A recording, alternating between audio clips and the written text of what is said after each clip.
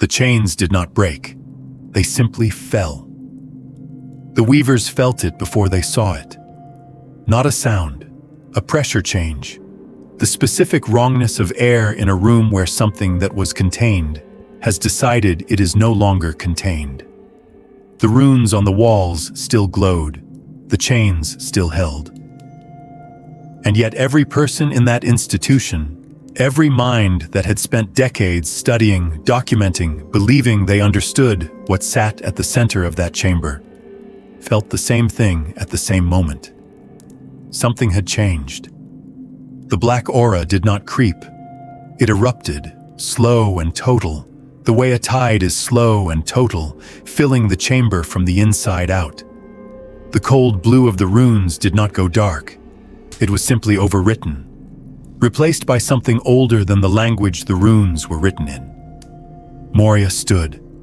The man who had broken the world's last peace and could not be killed, who had spent 53 years in chains, the finest magical institution in the Meridian had spent half a century building, documenting, believing in, simply stood. The chains fell, not broken, released. The sound they made hitting the stone floor was the sound of something that had never been a real barrier admitting it.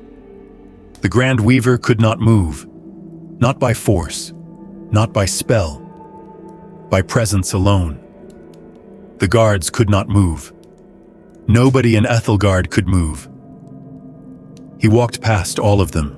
He did not attack anyone. He did not look at anyone. He walked through the corridors of the oldest and most protected city in the Meridian, the way a tide walks through a harbor, not with violence, not with urgency, with the absolute indifference of something that cannot be stopped and knows it. The guards stepped aside, not because they were ordered to, because there was no other thing to do. He reached the gates. They opened. He left. Some things land, and the silence around them is the only honest response. A man who could have destroyed this city chose not to. That is the most frightening thing that has happened in the Meridian in 53 years. Not the violence, the restraint. Miles from Aethelgard, the sky was open and cold, and the quartet were 3 hours into a flight that had only one direction. Then something appeared ahead of them. Fast, deliberate, not a bird, not a demon. Something surrounded by a dark aura that moved the way his aura had moved in the chamber. Slow and total and patient and utterly without urgency. Moria. Valwyn banked hard. Sarathiel followed. There was no altitude to gain, no cloud to use, no angle that opened a gap. He was simply there, ahead of them wherever they turned, unhurried, as if the outcome of this had already been decided, and he was simply waiting for them to understand it. He told them to land. They landed. Weapons out. Everyone still.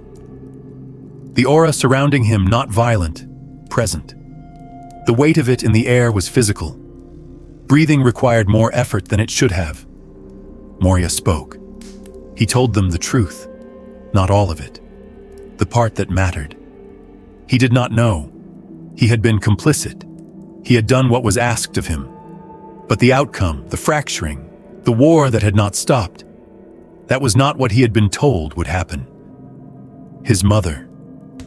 He did not say her name. He said what she was, the kind of sovereign whose power does not announce itself. She bends will through longing, through devotion, through the ache of someone who believes they have finally been understood.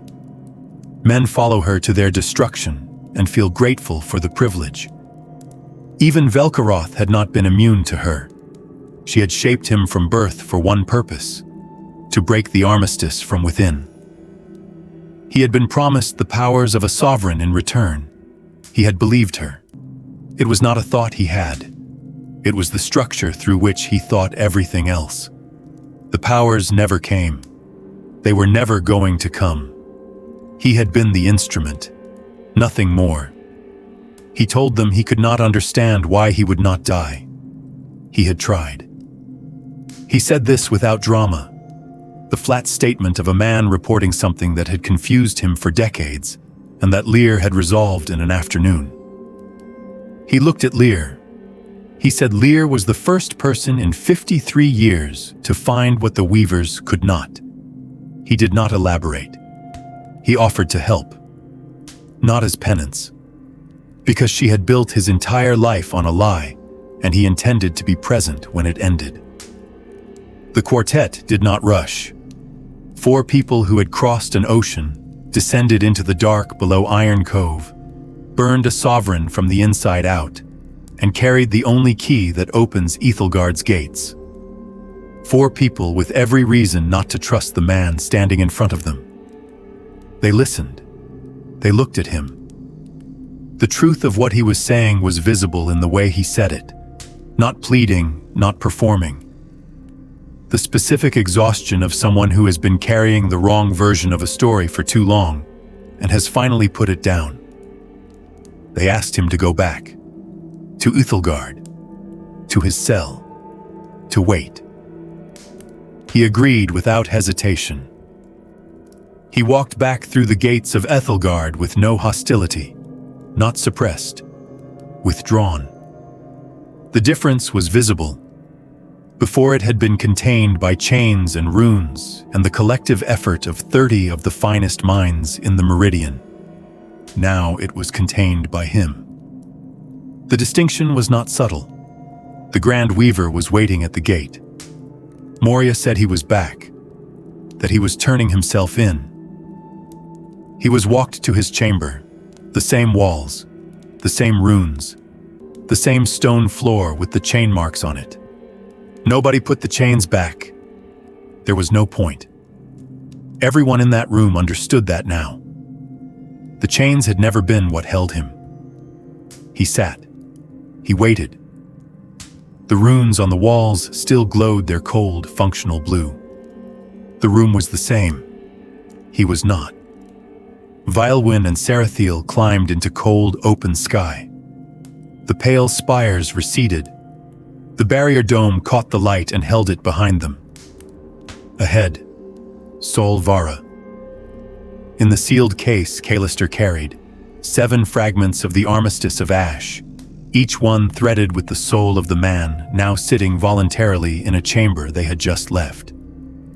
Behind them, an institution that had spent 53 years believing it held the problem and had spent this morning discovering how wrong it had been.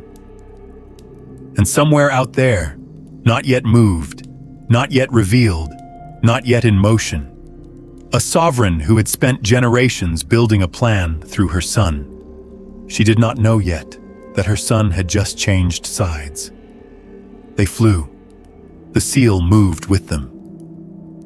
The Celestial waited in Sol Vara, or didn't. The letter had said chance, not certainty. And somewhere in the Meridian, a sovereign who bent the will of kings and warlords, and even the hate-monger himself, had not yet looked up from whatever she was planning. She would. The archives are now closed.